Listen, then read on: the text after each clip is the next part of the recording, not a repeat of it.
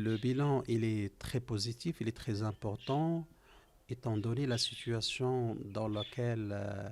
la région et la sous-région s'enlisent et s'engloutissent. Je pense aujourd'hui que cette année, c'était une année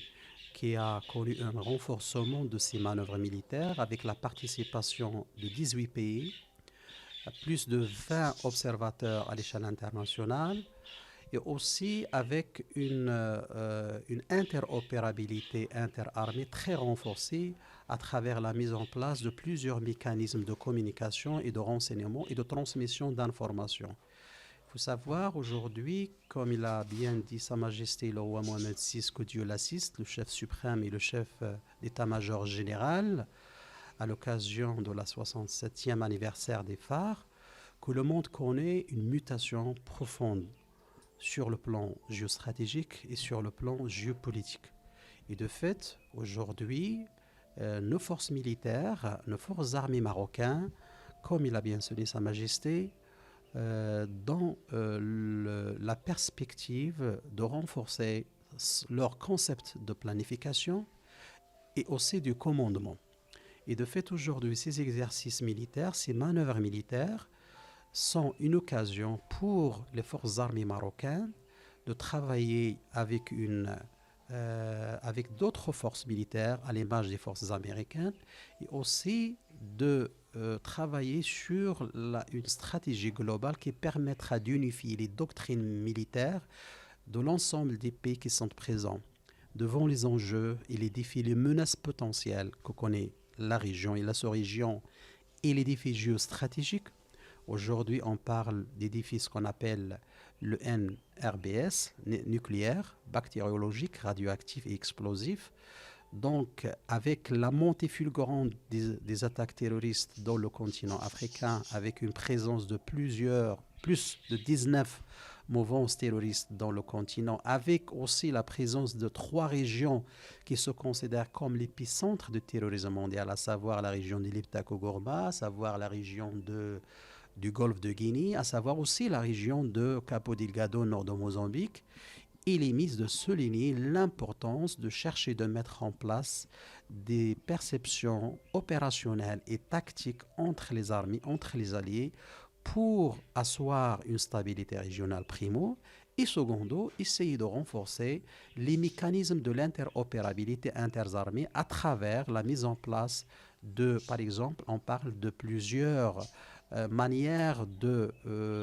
travailler cette interopérabilité. On parle par exemple de Marine Data Link, on parle par exemple de Airborne Data Link, on parle par exemple de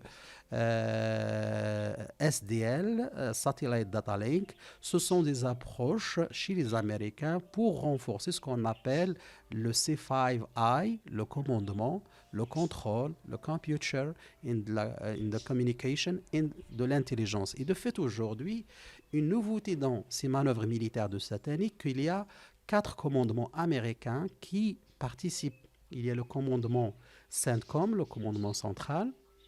Il y a le commandement AFRICOM, il y a le commandement OPCOM, il y a aussi le commandement des flottes américaines à l'échelle internationale. D'ailleurs, dans un exercice récemment dans la ville d'Agadir, entre le destroyer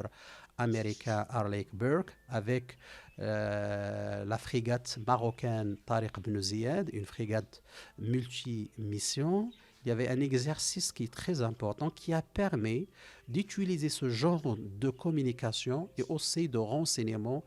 pour faire face à certains défis et enjeux que connaît, que soit la Méditerranée et l'Atlantique. N'oublions pas que le Maroc présente des atouts géostratégiques qui sont très importants. Il y a le détroit Gibraltar, une relation avec l'Union européenne. C'est un pays africain, c'est un pays atlantique et c'est un pays qui est majeur dans les équations géostratégiques dans le porteur méditerranéen. Et de fait, aujourd'hui, ces manœuvres militaires rentrent dans cette perspective de renforcer la stabilité de la région et la sous-région, promouvoir la paix. D'ailleurs, Sa Majesté le roi Mohamed VI, que Dieu l'assiste, chef suprême et chef d'état-major général, a insisté dans les fondements de la doctrine militaire marocaine sur le bon voisinage, sur le travail de promouvoir la paix et la sécurité à l'échelle régionale et à l'échelle internationale. Et de fait, aujourd'hui, nous sommes dans cette perspective, c'est-à-dire que la stratégie militaire marocaine suit une vision royale, visionnaire, claire et lucide, travailler pour la paix et la sécurité pour le continent africain, pour la région et la sous-région. Nous sommes dans une région que connaît des métamorphoses, des mutations sécuritaires. Sa Majesté le roi Mohamed VI, chef suprême et chef d'état-major général, a toujours eu à travers, on a lu ça à travers la lettre 67e anniversaire d'IFAR, que la préoccupation majeure de Sa Majesté, c'est de renforcer les capacités de nos forces militaires pour qu'ils soient capables d'assumer des responsabilités, pas qu'à l'échelle nationale, mais aussi à l'échelle régionale et à l'échelle internationale, dans la promotion de la paix et de la sécurité. C'est une consécration de l'intégrité territoriale du Maroc, étant donné que les États-Unis d'Amérique, c'est un pays qui a reconnu pleinement l'intégrité territoriale du Maroc. Et aussi, c'est très important que ces manœuvres se sont déroulées dans les provinces du Sud, dans la région de Mehbez, de Tantan, et partout aussi dans d'autres régions. Et donc, de fait, aujourd'hui, la participation de plusieurs pays dans ces manœuvres militaires consolide aussi la vision d'un Maroc qui se développe, d'un Maroc aussi qui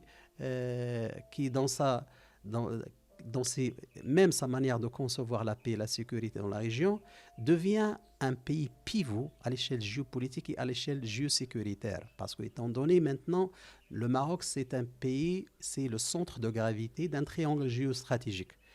Nous avons une relation, c'est l'Europe de l'Ouest,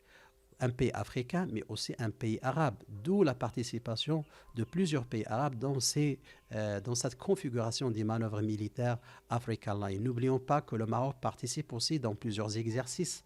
avec les États-Unis et avec d'autres pays. Récemment, il était au Nigeria dans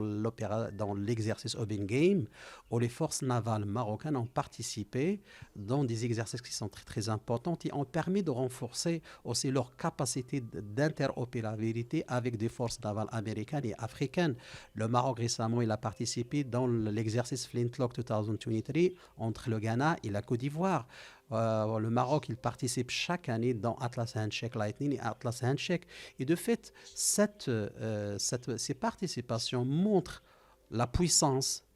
d'un pays, montrent aussi